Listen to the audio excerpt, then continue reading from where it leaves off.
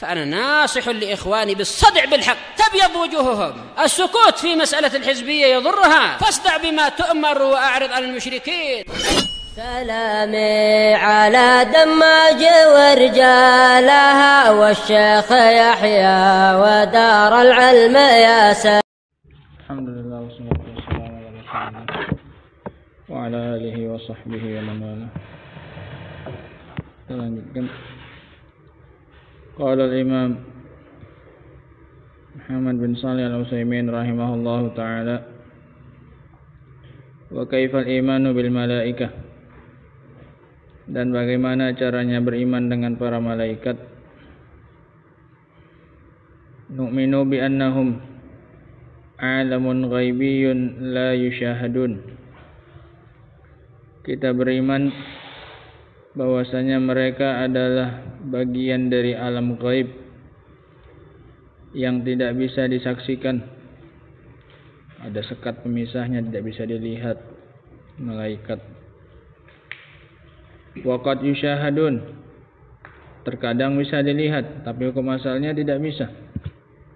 Masuk jenis alam gaib. Innamal aslu annahum alamun ghaibiyyun makhluquna min nur.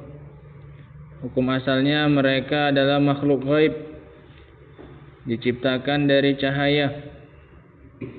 Mukallafuna bima kallafahumullahu bihi minal ibadat.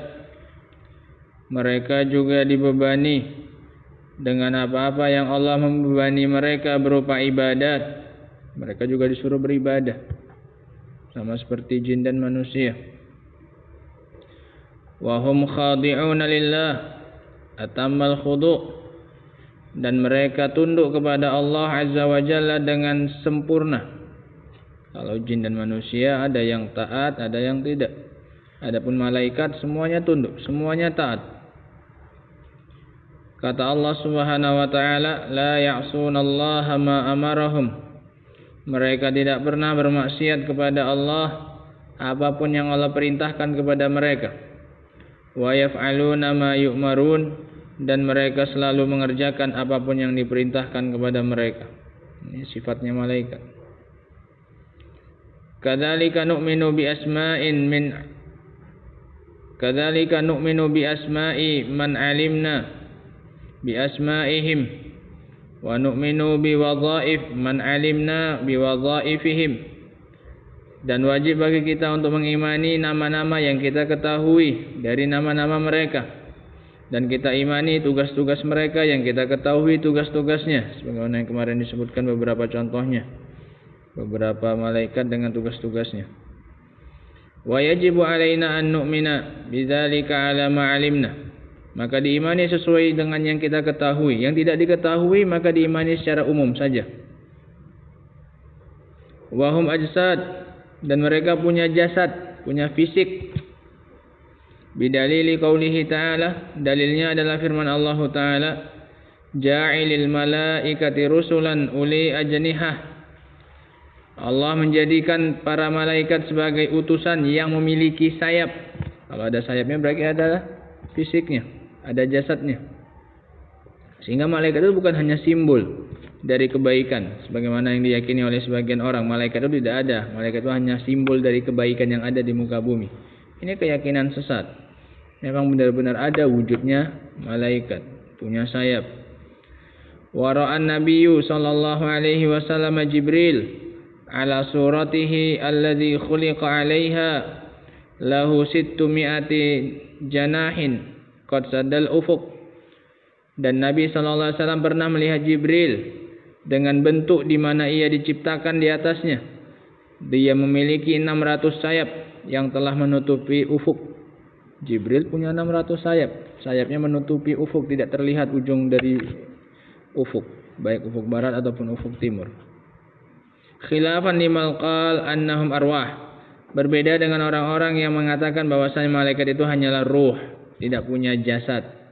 Buktinya bisa dilihat oleh Nabi, dia punya 600 sayap, Jibril. Idza qala qail, kalau ada yang mengatakan hal lahum uqulun, apakah mereka punya akal? punya sayap, punya tugas, beribadah. Masa ditanya mereka punya akal atau tidak? Kata beliau, naqulu hal laka aqlun. Maka kami katakan, apakah kamu punya akal? Kalau bahasa kita sekarang, kamu punya otak tidak? Ma yas'alu an hadza illa rajulun majnun. Tidak ada yang bertanya seperti ini. Apakah malaikat itu punya akal atau tidak, kecuali orang yang gila yang enggak punya akal. Yang mempertanyakan malaikat itu ada akalnya atau tidak, berarti dia enggak punya apa?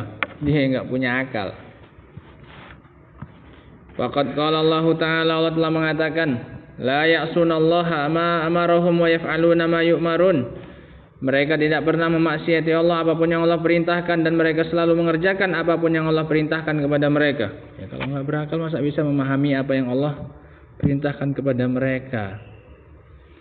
Fahal yusni alaihim hadzal sana wa laisa lahum uqul. Apakah mungkin Allah memuji mereka dengan pujian seperti itu?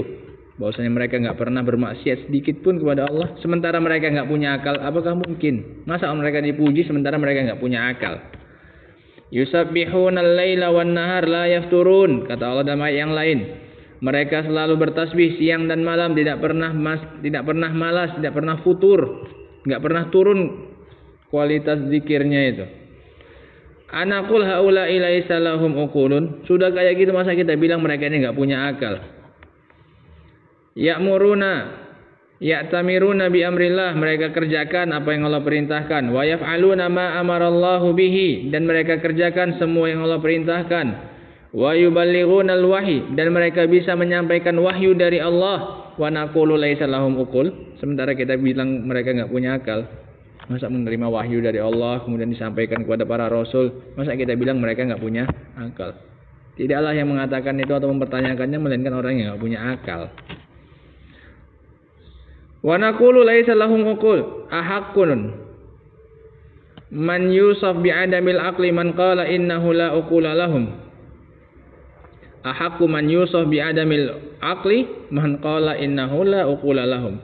Yang paling layak untuk dikatakan tidak punya akal adalah orang yang paling layak untuk disifati dengan tidak ada akal adalah orang yang mengatakan bahwasanya malaikat enggak punya akal. Orang yang bilang itu yang enggak punya akal. Nah, ini beberapa perkara berkaitan dengan malaikat.